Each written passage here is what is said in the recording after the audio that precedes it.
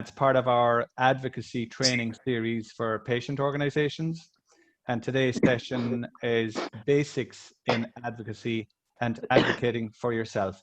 Now, I'm still hearing some background noise, so if I could ask everybody just to go on mute, if that's okay. If everybody just make sure you're all on mute, that would be very helpful. Just a little bit about me and today's event. I manage a regional heart and stroke foundation on the scenic coast of the west of Ireland in Galway. And I'm also one of the founding members of the Global Heart Hub.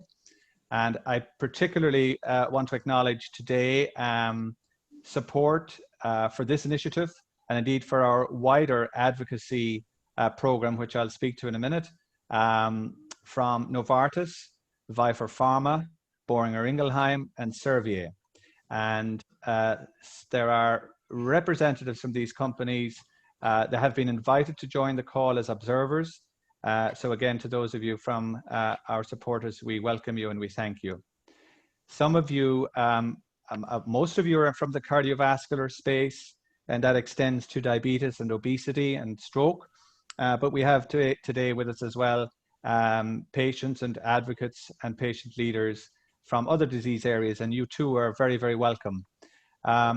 Very quickly, the Global Heart Hub is a relatively new organization established about 5 years ago under the name International Heart Hub. And at that point in time, the founding fathers and mothers, if you will, were particularly focused on one issue of cardiovascular disease, namely heart failure. And then earlier this year, we rebranded and decided to widen our focus to the general cardiovascular disease area. And in essence, we are an umbrella organization of heart patient organizations. And the need for this umbrella became very obvious to us when we were working in the heart failure space. We came to realize that actually, not only are patients in the heart failure domain poorly represented. I'm sorry, we're getting interference somewhere. If I could ask everybody to ensure they're on mute. Can everybody check they're on mute? Yeah, thank you. So we discovered that there was a need for the wider cardiovascular family to come together and to create a platform to unite the voice of heart patients across the world. And that's really what the Global Heart Hub is about. We hope to organize and amplify the patient and carer voice as stakeholders in healthcare systems and of course in their personal healthcare. And one of the things we of course have identified is the need to build patient organization capacity and capability, particularly around advocacy.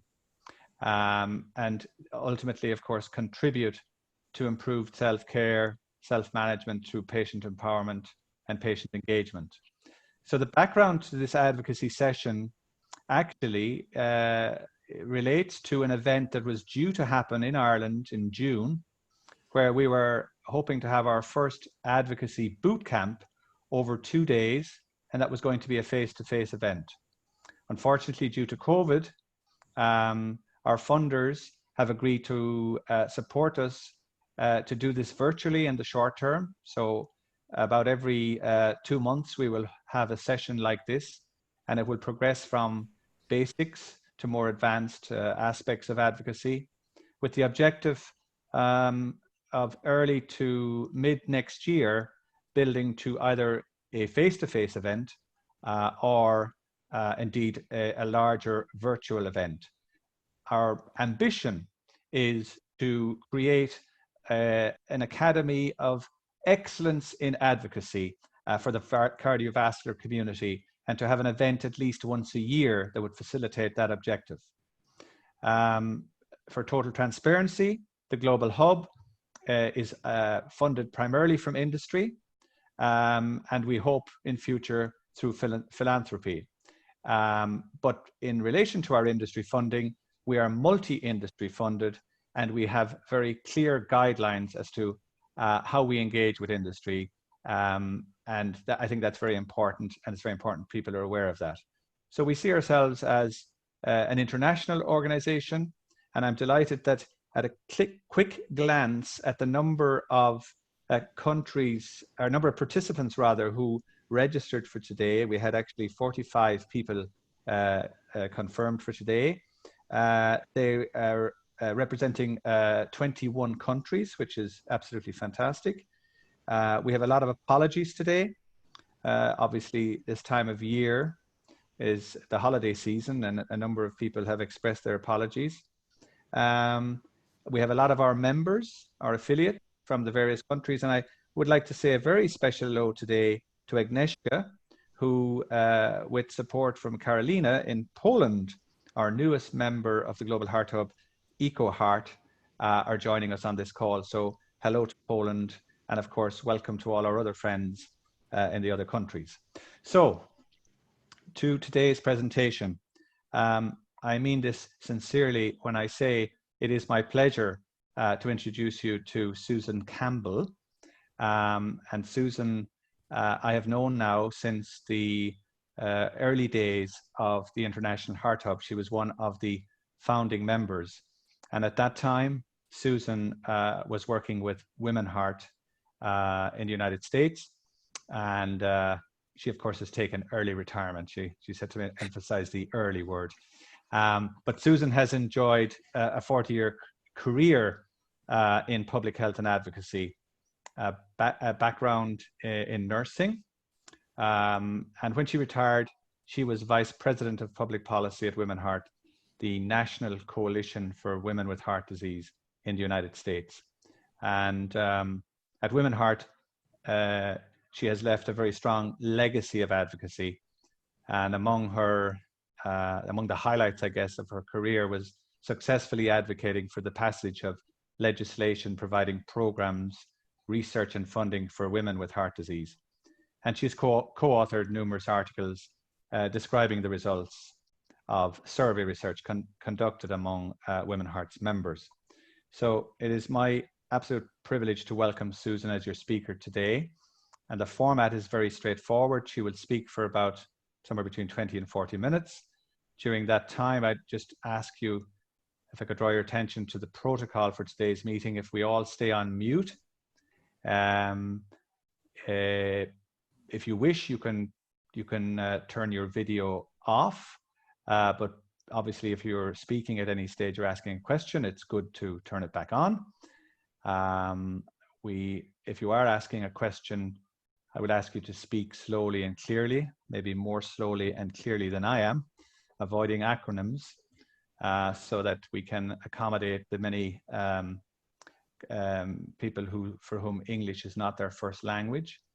And as Susan is speaking, you can, or after she's spoken rather, you can use the raised hand flag on your screen, or you can put a question up in the chat area, and I will do my best to try and moderate and get the questions going. We hope that the session can be as interactive as possible. So enough from me. I really thank you for taking the time out to join us today. I hope you'll find it useful and beneficial and helpful. And I'm going to hand you over now to Susan and my colleague, Maeve, who I also need to thank because Maeve is doing all the behind the scenes work in putting this session together today. Maeve is going to manage the slides for Susan. So Susan, while Maeve is pulling up your slides there, do you want to say hello? Sure. And kick things off? So thanks, Neil. It's a pleasure for me to be with you here today at the Global Heart Hub Advocacy Training Series. It's one of my pleasures to discuss with you my favorite topic, health advocacy.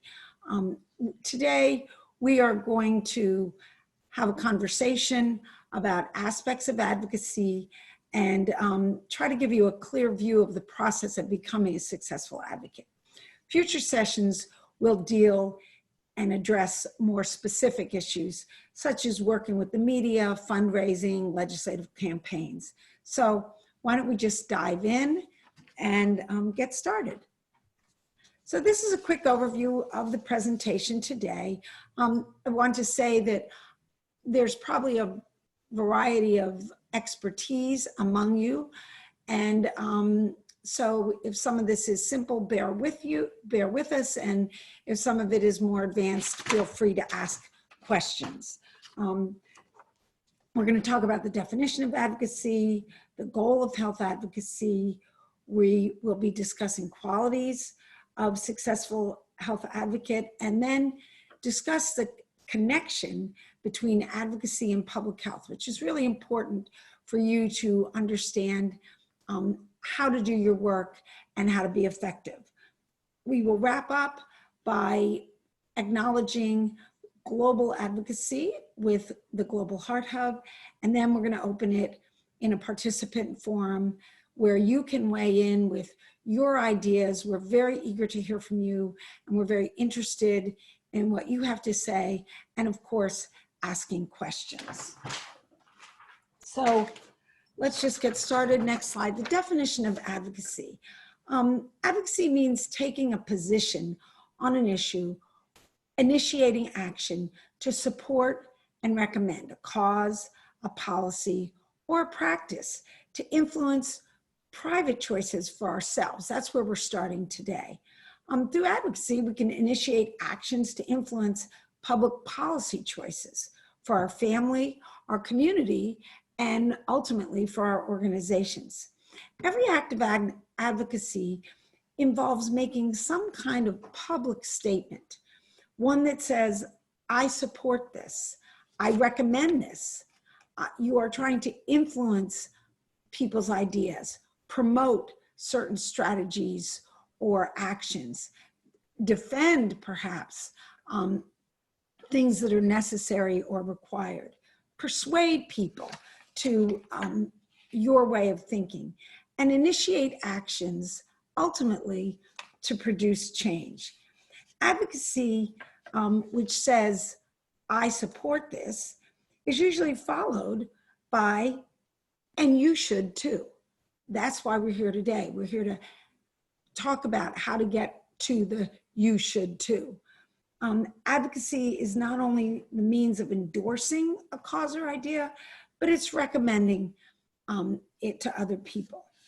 So next slide. So what is the goal of advocacy? A famous quote by the Dalai Lama is, if you think you're too small to make a difference, try sleeping with a mosquito. And this is particularly relevant during this season. Really, that speaks for itself. All great campaigns begin with a single idea, a single action, and a single person. If not you, then who? You may think you're small, but you may think you are small, but you want to think big. Remember, successful advocacy is about making the world, or at least the small corner of the world that we've carved out, a better place. We hope to achieve our goal of making the world a better place by starting with these ideas, persons, or issues. And you are the starting point for this entire process. When you or your loved ones are faced with making serious decisions about your health, you must become your own advocate. And it begins with you and your healthcare team. Okay, next slide. Advocacy starts with you. You're making the change from being a passive patient to an active advocate. This involves a lot of skills to be successful. Improving communication skills, just for starters, which are crucial so that you learn about your diagnosis, you understand your choices, and you receive good health care. You want to reap the benefits of your active role in your care. Research shows that engaged patients fare better in their satisfaction and in how well their treatments work. A passive patient is less likely to get well. Passive patients perhaps don't really understand the treatment regimes that they're supposed to follow. They may not completely grasp their medication routines. They may not understand that by making choice A, they've eliminated choice B. If they had really understood choice B, maybe that's what they would have gone for. So it's really critical to begin with you. And I suspect that most of you, that's how you started. And that's why you're here today. Because when you do a good job of that, you see the results. You experience the satisfaction of having made informed choices, which have resulted in positive benefits. And if the outcomes are not what you hoped for, at a minimum, you know you did everything you could to make it happen. You did everything you could, and if this is the result, you don't have regrets. I should have said this. I wish I had asked about that. If I had only known that. You've done your job. You've done your homework, and you're ready to move on. So this becoming a successful advocate starts with you, often moves on to your family. Once people in your family, if your family's like mine, once they find out that you're good at this, you will get a lot of requests for advice, for help, for recommendations, for involvement and participation. And then most of you on the call have moved on from yourself and your family to your patient communities. You see there are more people than you who are having some of these common issues. So we're talking about a process of gaining knowledge to make informed choices and to make good decisions that work for us and work for our family. And the bottom line is, no matter how talented, smart, and dedicated your healthcare team is, you are the expert on yourself. That's your secret power.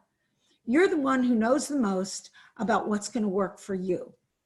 So you have to use that and communicate with that. Okay, next slide. So what are the qualities of a successful advocate? And many of you can check these boxes because you probably have these qualities or are working on improving these qualities. First and foremost, you're committed to helping others. You've seen a problem, you've seen an issue, you've seen something that you think can be better, and you're willing to make a difference. You're willing to try to make it better. This commitment will be tested over time. So you have to recommit as you go along.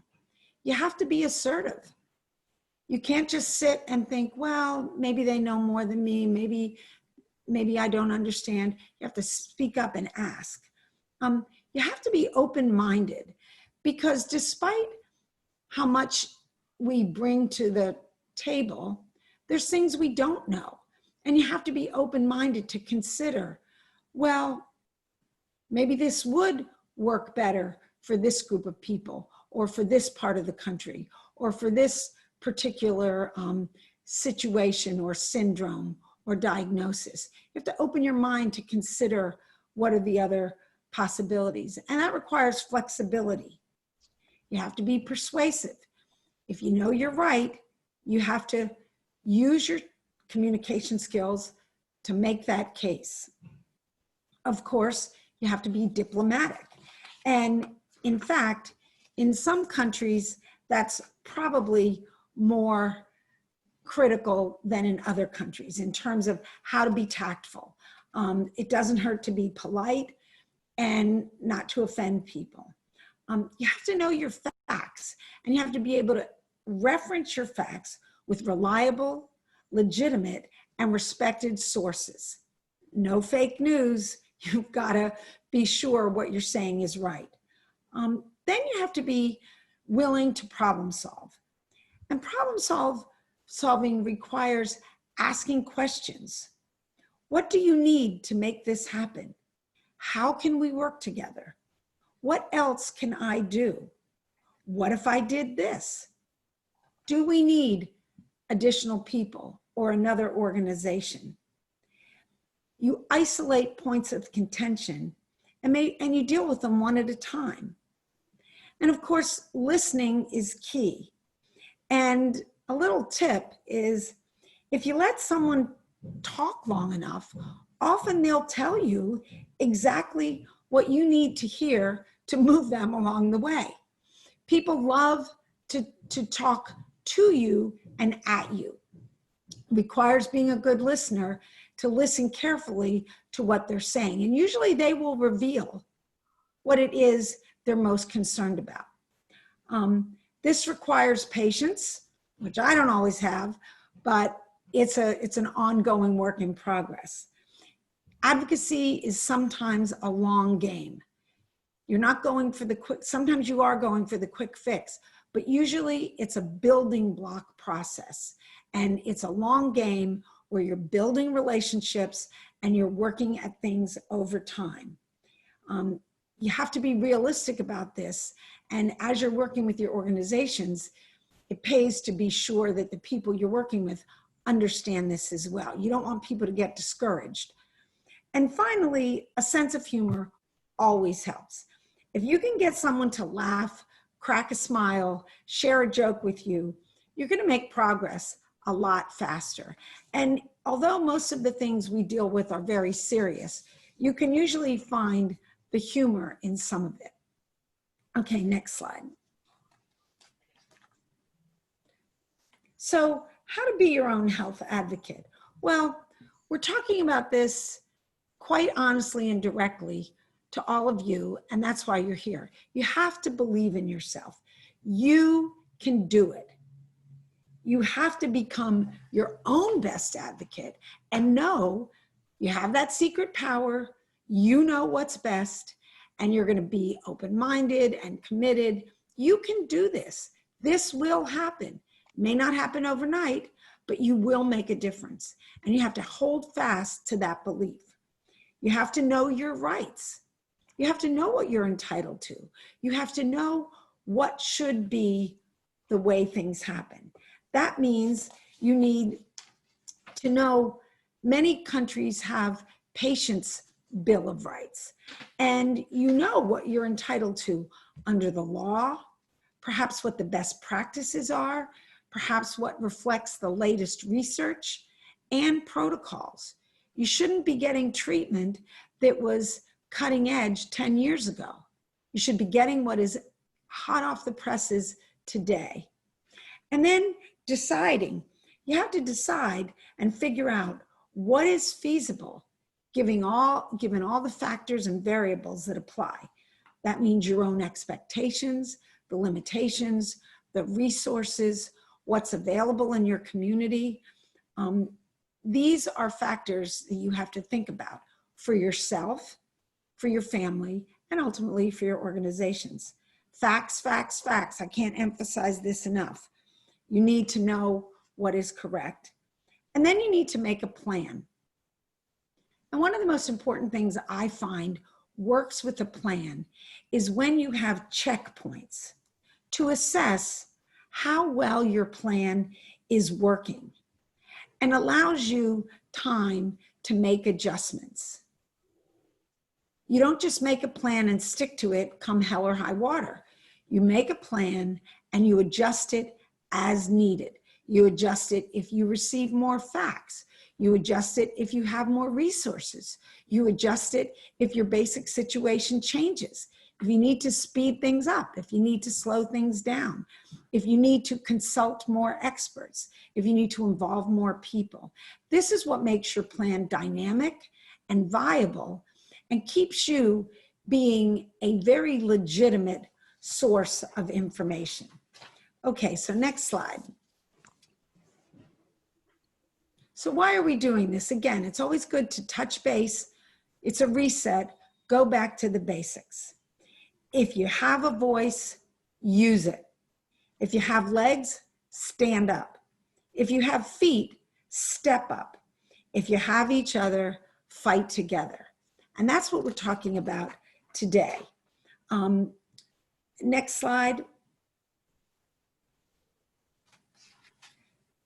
This is a quote from a beloved former member of Congress who died in July. His name is John Lewis. Some of you may have heard of him, seen him, or seen him speak.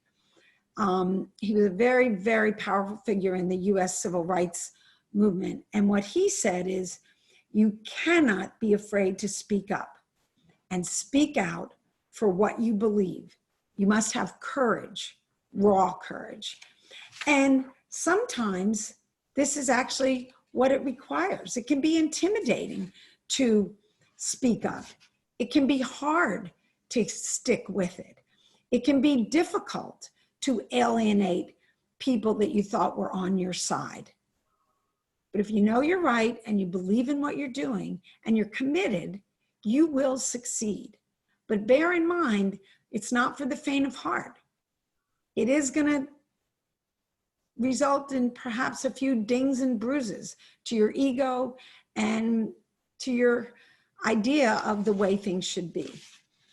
When we talk about fighting together, this means you and the wonderful people you're going to fight with, and sometimes against.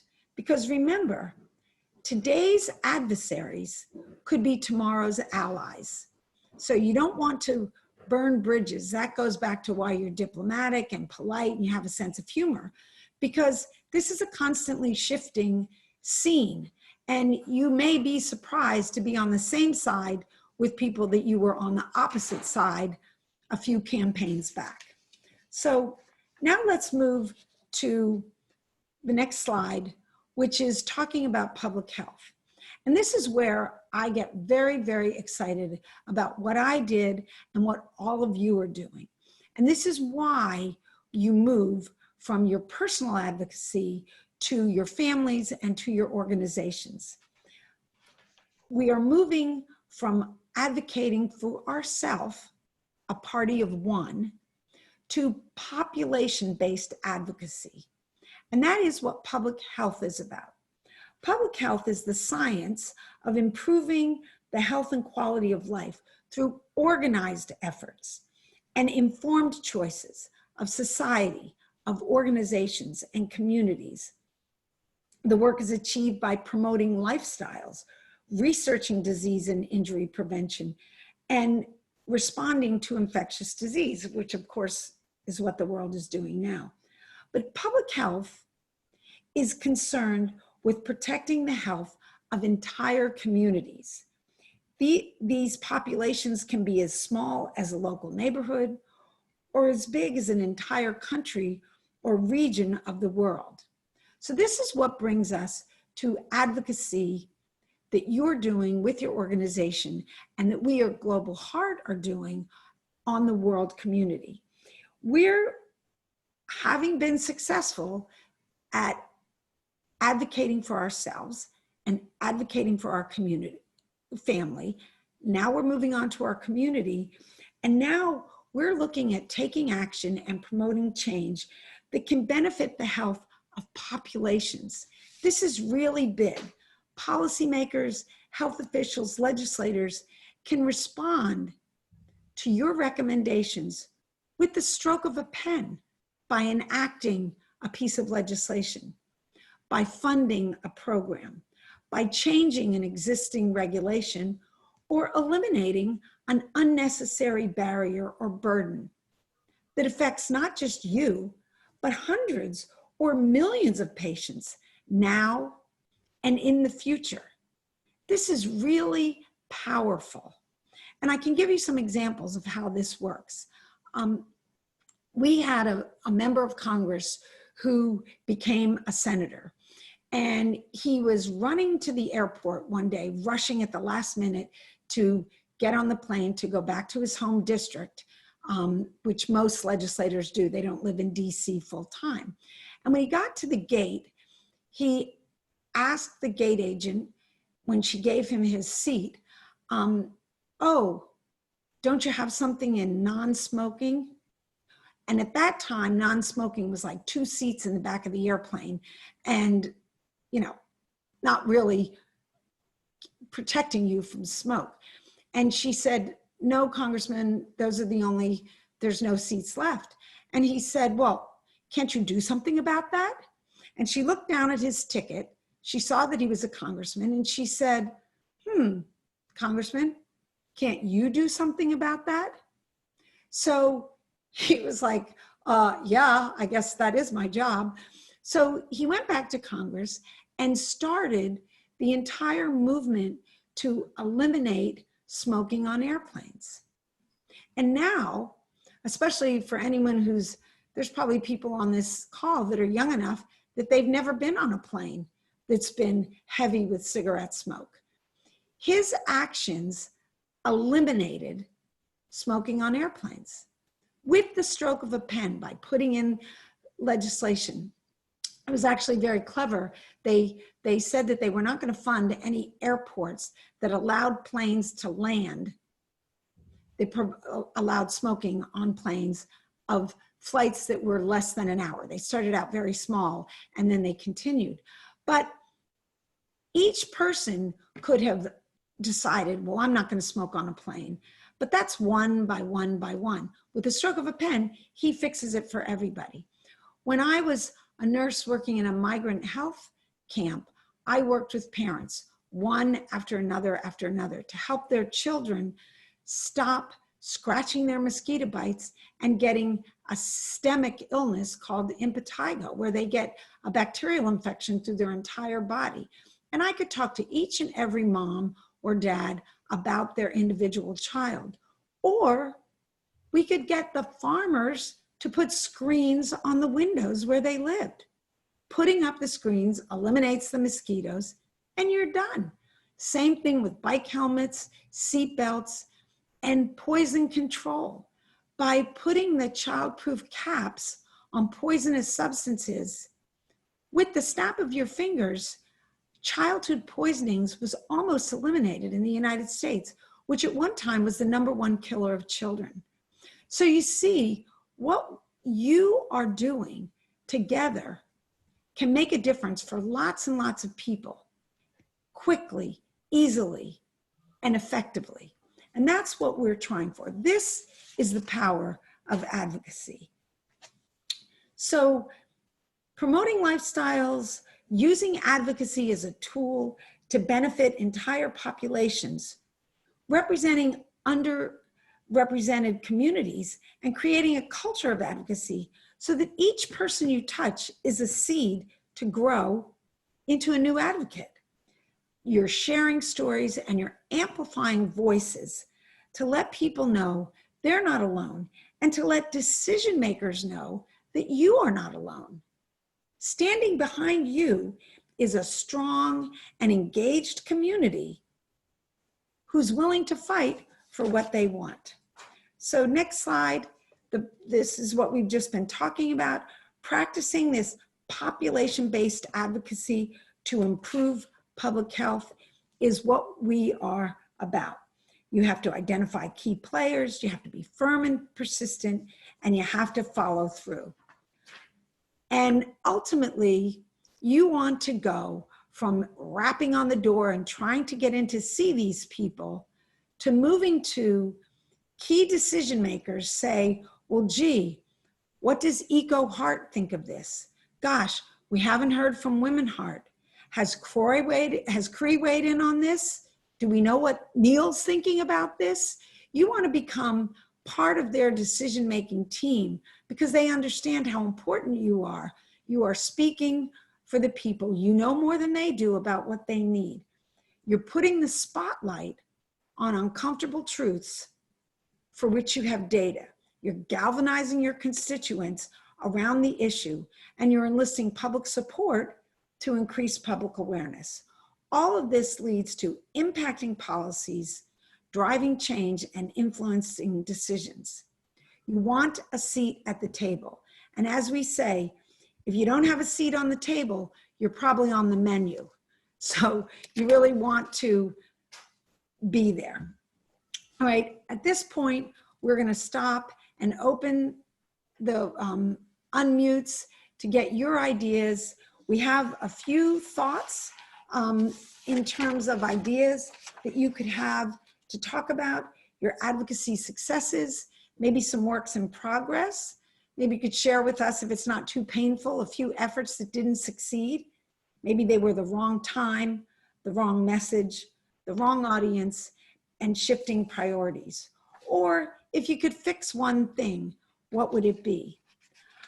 I would say to you that if there's one thing that we have learned from COVID-19, it is that illness requires global research, education, and response. Public health and advocacy connect us all. And I am so glad that you have found your way to Global Heart Hub, because Global Heart Hub offers all of us a forum to learn, to share, and to collaborate on patient advocacy efforts globally. So I'm hoping you're going to stay in touch with us. We have a lot of great things ahead. And now we're going to open the phones for your questions and your ideas. So Susan, I just thank you, first of all, for very clear and superbly presented discussion, presentation on advocacy. And obviously you did exactly what we talked about, starting at the personal level. In most patient organizations, actually, their origin is the individual who has been, who has suffered with a particular condition or is living with a particular condition. So, and then you move it all the way through to the population approach. Can I just maybe kick things off and I ask you the question, and maybe anybody else who would like to respond to this? So at the personal level, you have sometimes, certainly in the context of healthcare, you have sometimes a negative reaction to the individual patient who purports to be the expert. Now, of course, we all know the patient is the expert in their condition, but sometimes the medical profession are somewhat threatened by, the expert, the Dr. Google expert, and so forth. And then you move slightly forward from that to the individual who becomes maybe potentially aggressive or cranky, and then brings others with them, and then you have an organization that sometimes might be perceived as being antagonistic. How real is that in advocacy today, or is that the old days, or is this something, do you think, that we need to consider when we're considering advocacy as an activity? Well, it never helps to be rude or aggressive. Again, these are people too that you're talking to, and that's never not usually successful. But you know what? Sometimes the situation demands that people are going to be offended because whatever you're dealing with is offensive to you. It's not right. And you need to stick with it and understand that, yes, it is an uncomfortable truth. Yes, this is going to require you to change. Yes, this may even require you to admit that things you're doing aren't working. But if you always come back around to, we're here to work with you, we're here to help you, we're here to make this happen, I think that's your best shot. Okay. If anybody would like to ask a question, if you just turn on your camera and raise your hand, or ask a question through chat, I'd like to give anybody on the floor the opportunity to, it's a bit difficult for me to make sure that I'm seeing everybody, but does anybody want to jump in and ask a question at this point?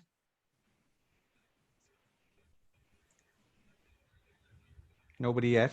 Okay, Caroline, yes, absolutely. You're on mute there. Okay, over to you. Okay. Well, we just started here in the Netherlands, Vrouwenhart, which is a translation of Women Heart that you were involved in. So we are doing everything here from the Netherlands. And we have a lot of people that joined us in the Facebook communities. I think we have about 3,000 people, which is a lot since we started a year. What I find very difficult is that it would be easy to get help from other countries, like for instance Women Heart, and change information like brochures or things that maybe you did in good campaigns. Is there a possibility to do that? For instance, if we have a nice brochure that Women Heart did, or another country, and we translate it, for instance, in Dutch, is that common? Do you do that? Yes, I'm glad you asked that. We did have some materials when I was at Women Heart that were translated into Portuguese and Spanish. And of course, flattery will get you everywhere. And we were very flattered that people liked our materials and wanted to use it. I would direct you to the current staff, since I'm not on staff there anymore, and start a conversation with them, because I'm sure, well, I would imagine they would be also delighted to share their information, because you work so hard to develop these tools. And the more people that are able to use them, the better. That's the purpose. So, yeah. And congratulations on starting an organization. Yes, 3,000 people is a lot. And I know that the Netherlands, like every place else, has issues with heart disease, even though you're far more active than most countries. It's still a problem. So Caroline, if I can jump in there and suggest that maybe we could talk further about this offline. I think this is one area where the Global Hub can be very helpful, connecting the groups, because there are some particular groups in our alliance that are focused exclusively on women, and there are some groups who have an interest. And so we could potentially look at creating a cluster or a council, yes, specifically on the women and heart disease issues, because as you know, and as most people know, it's a very real issue in cardiovascular disease. So I pledge to come back to you on that and start with your first suggestion about shared resources. Yeah, that's great. Anybody else like to ask a question? Have I seen any hands? I raised a hand. Yes, sure, Carlos, and then Paul after you, Carlos. Yeah. Yes. Is there any advice from anybody to how to engage with public health officials in this COVID environment? And by this meaning that most of their time they are worried about their daily work on trying to stop the pandemic. But on the other side, the same restrictions that we're having, which we are being very useful in, which is this teleconference, Zoom, and all that, it is hard for us to establish direct connections with the stakeholders that we have mapped out. So how can we improve our communications with many of the stakeholders with two limitations? First of all, they are too busy on trying to do something on stopping this problem of health.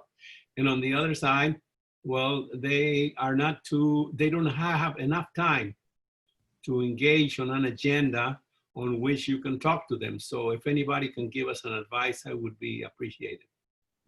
That's a very challenging but very real question. So I'd welcome, Susan, do you want to respond first, and maybe others would?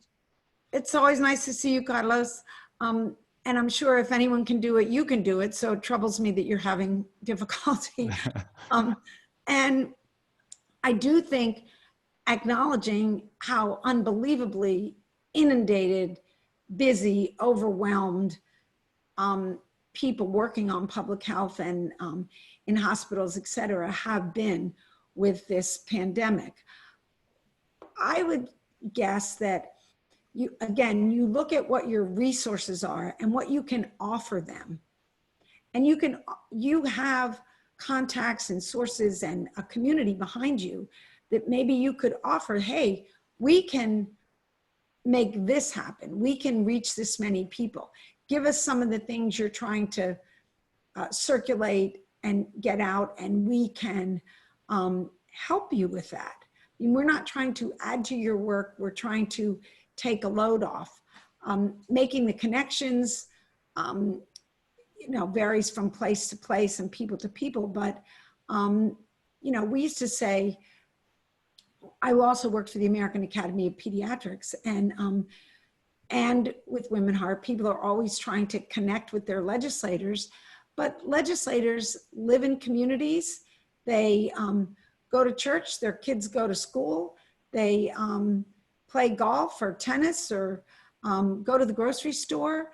Sometimes you have to see people at home, you know, not being aggressive, but people know people, especially in small countries. And you have to use those connections to say, hey, I know your brother-in-law is friends with the guy who lived next door to blah, blah, blah. And could you get a message to him? Could you tell him we're an organization that really wants to help? Is there a way we could set up a 5-minute phone call? Is there a way that I could send an email and he could respond? I mean, you just have to start very small, but acknowledging that is important. And you start that up front. I know you're busy. I know you don't have a lot of time, but we are willing to help. And this is what we can do. Yeah, and can I just add something to that, Carlos? I mean, it's what you ask is a very, very real question, because, and I imagine you're in Mexico and you're right in the, I suppose, the center of the storm right now. So I can only imagine how difficult it is. But to Susan's point about,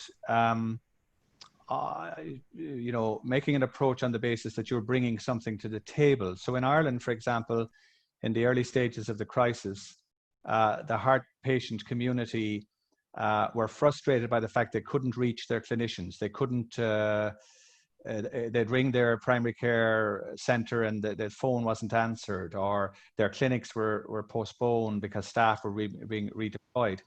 And we identified the need that these patients needed somebody to talk to. They needed support, they needed advice, they needed signposting. And we decided that we were going to try and provide a service which would be initially telephone and subsequently virtual. And so we went to the health authorities and said, hey, you have a situation which is creating a bigger problem, and we have a potential solution. Can we collaborate? And we weren't actually asking for money. We said we would get the money elsewhere, which we did. But what we wanted to do was to engage with them so that their frontline staff would, when they were busy, refer the patients to our service. And it has worked actually quite well. Now, it's probably not the type of thing you're specifically talking about, but it is an example of how potentially taking the approach of, hey, you're up to your eyes in this, or you're overwhelmed, here's a way in which we can work together. It's just something to consider. Did somebody else have their hand up? Was it Agnieszka? Or Paul, sorry, I'll go to you next. Hi, hello everyone. I'm based in the United Kingdom, and some of the things that have been said resonate with the work that I'm doing with the European Society of Cardiology. I'm a member of their patient forum. Unfortunately, I think the ESC is dominated by clinicians, because that's where it came from. And we're having, as a group of patients, about 30 of us, quite a lot of difficulty in breaking down that silo to actually inject patient opinions into the medical profession with medical professionals. Actually, it's working, but we are doing it slowly. But as has been said, as Susan said, you know, we're doing it with determination, with humour, and with perseverance. But one of the things I think is very important is that an organisation like Global Heart Hub, which I've only really come into contact with in the last few weeks, I think one of the major focuses there should be on networking, in order to actually arrive at an international network of like-minded individuals, be they patients or clinicians that can break down some of these barriers. I should have been talking at the ESC annual Congress in Amsterdam, actually this weekend, which unfortunately, because of coronavirus, has been abandoned in favor of a digital Congress. There is still going to be discussion on that digital Congress and involving, actually, I talked in Paris last year, some 35,000 members, largely clinicians, largely working in Europe, but there are also international connections there as well. So yes, I think that the Global Heart Hub really needs to look at the ways in which we can bridge those geographical, sociological, gender and professional silos. So I'm really interested in moving this forward. Paul, I'm absolutely, sorry Susan, I'll let you respond. Paul, I'm absolutely delighted to make your acquaintance. And I think you've been speaking with my colleague Maeve. And what you're alluding to there, of course, is another area of advocacy. The patient community needs to advocate to the clinical community around, listen, we're stakeholders, you need to listen to us and so forth. And you mentioned the ESC conference, for example. We should be talking to them about having a session where the patient perspective can be presented. So be delighted to talk further with you about that. I think there's a huge bit of work there. Susan, do you want to say something on that? Well, I just know that one of the cardiology groups in the United States a few years ago announced that the theme for the year was, it was the year of the patient. And we thought, isn't every year the year of the patient? How is that news? I mean, and so they're slow in coming around to realizing that collaboration improves results. And I know from one country to the next, people are at varying stages of that process. But I'm glad to hear on a global level, you're really doing that. Thanks, Susan. Agnieszka, I see your hand up, but I know you're going to speak to us through Caroline. Is that right? So you're mute, but is Caroline on the call as well? She is. Okay, Carolina. Yes, I am. So will you speak for Agnieszka? I will. Okay.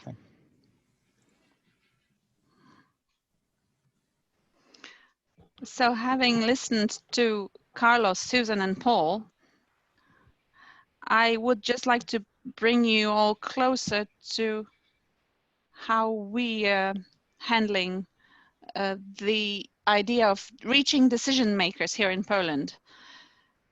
Currently, we have seen a change at the Ministry of Health. So we have a brand new minister. So for the next 2 or 3 weeks, the access will be made difficult. But having listened to your interventions, I wanted to show you our methods. Now, Paul here has drawn our attention to a very important thing, and that is that there are many organizations which group experts from the medical industry, doctors, etc. And there are fewer of those that group patients. However, in Poland, we do have such organizations that group mostly experts, but we also have a multitude of organizations that have patients as members. And recently, well, since I am responsible for cardiology, I have conducted some research throughout my country, and I have invited some of the smaller organizations that have a few dozen of a few hundred members who are cardiovascular patients, and I invited them to collaborate. We have created an alliance of cardiological organizations. Thanks to this, we have a common voice that we can use to speak and be advocates on behalf of our patients at the Senate, at the Parliament, or when we contact the Ministry of Health. We have also asked for support the patient's ombudsman, who is dedicated to patients suffering from various diseases. In recent times, as far as I can recall, Carlos has mentioned that there have been problems with access to specialists and to diagnostic tools. So we have, for example, started a cooperation with the experts environment, and we have sent an open letter to the Ministry of Health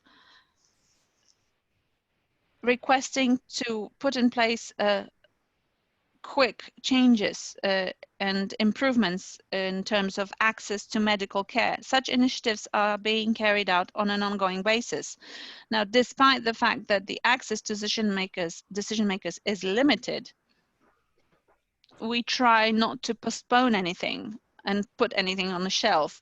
If we do not succeed in contacting people directly, we use the media, television, radio, press, social networking sites. Thanks to our alliance being operational, all the current concerns are seen for a bigger number of patients, not just heart failure patients, because we also cooperate with other organizations, diabetes, rheumatology, oncology, rare diseases.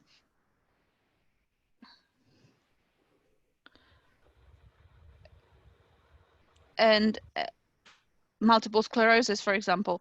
So in such extreme situations that we are experiencing now, such as the pandemic, our actions can be joint. Yes. So thank you, Carolina. And I think the key point there, or two key points are, you make reference to the amalgamation of smaller groups. And I think this is one of the unique possibilities for growth with the Global Hub. So we do want to reach out, because by bringing everybody together, as Paul suggested earlier, we're creating a louder voice. And secondly, you talk about then using things like the media and other communication channels. And of course, that's part of the advocacy skills development, which hopefully Global Hub will contribute to developing through these type of sessions. I'm very conscious of time. I see a hand coming up from Rosalina. Rosalina, if you go on mute there. Yes, hello. I will share with you our experience, Romanian experience for last few months. There are too many ways of ask for attention from authorities. The first and the main and most important one is to be part of the solution, not of the problem, like you already mentioned. When the pandemic started in Romania, it was very clear for us that for a while, the chronic patient will not have access to the usual investigation and doctor and hospital.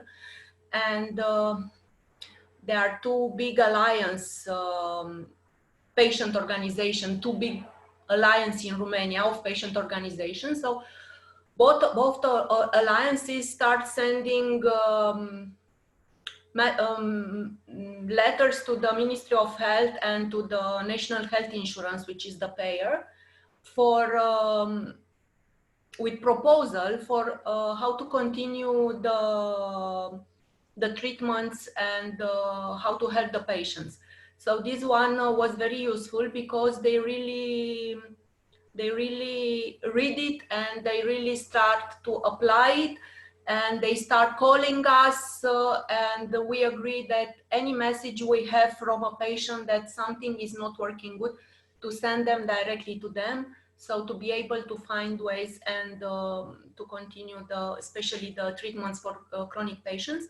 And one of the solutions what we have and they agreed, it's that the doctor, we name it family doctor, GPs, general practitioners in other countries, to start continuing the prescription and monitoring the patient. Even in the past wasn't general practitioner job to do this, because was to the patient was going to cardiologist or other specialists. So and also they agreed to suspend some of the restriction of the health system. So everything was going slowly and good. And another way which use it in an other problem that appear in this period, and they didn't listening to us, was using the media. We call it being the pain in the ass. You know, if they don't want to listen us, they have to do it. So we start using the media. We organize public groups on Facebook and bring all the patients with the same problem in the same place, starting telling their stories.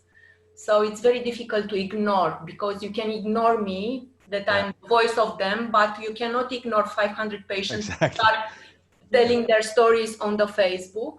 And of course, we have a very good, very strong and very good relation with media, built it in many, many years. And also we have a very good relation with people working in the Ministry of Health and payers and drug agency, but on the medium level, because all the time the managers and the minister is changing from political reason, but the medium people are staying. And of course we can discuss with them and have a strong relation, and understand, they really understand what it's our problem, and help us. So, Rosaline, I'm going to have to cut across you because of time, but thank you for that contribution. And I mean, what I hear there is offering a solution as part of the package. I think is definitely something. And you talk about the alliance, bringing people together, and you talk about the power of number. And I think that's what, if you like, the theme of Susan's presentation today. Start with yourself and bring people with you, and eventually you get a strong voice. It's what the Global Hub is about. I promised you would keep to time, and I've broken my promise. But I'm going to say we'll keep 5 minutes over time, which gives last question to Fernanda for 1 minute, Fernanda, because we need to try and keep on time. Otherwise, we'll lose people's attention going forward.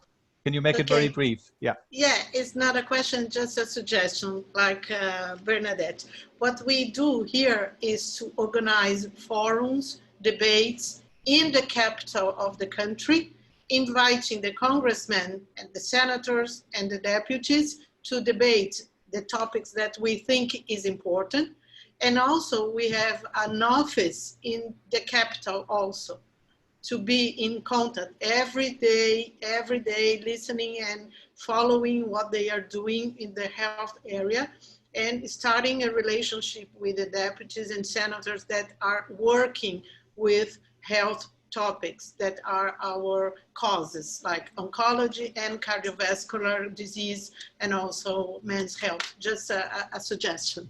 Fernanda, that's a very good suggestion, and a very practical suggestion, particularly in light of the fact that everything is now virtual. So your idea of creating forums and sending out invitations is a subtle pressure for local representatives and local politicians as to why they're not there. I did promise you I'm going to finish now. Stephen had a question, and Susan, he was interested to know how to get other people to join your organization and to strengthen your group.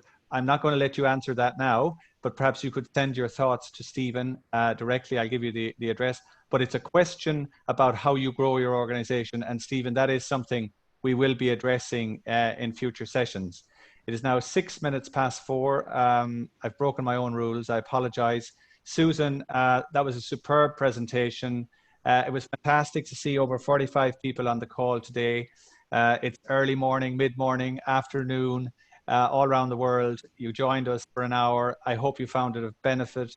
I want to thank Maeve, my colleague, for putting this together. And in the back room, Idel, Maureen, and Jackie. And we'll be back to you again with the next phase of our developing series in advocacy very shortly. Safe rest of day, and enjoy the rest of the week. Thank you very, very much, everybody. Goodbye. Bye. Bye.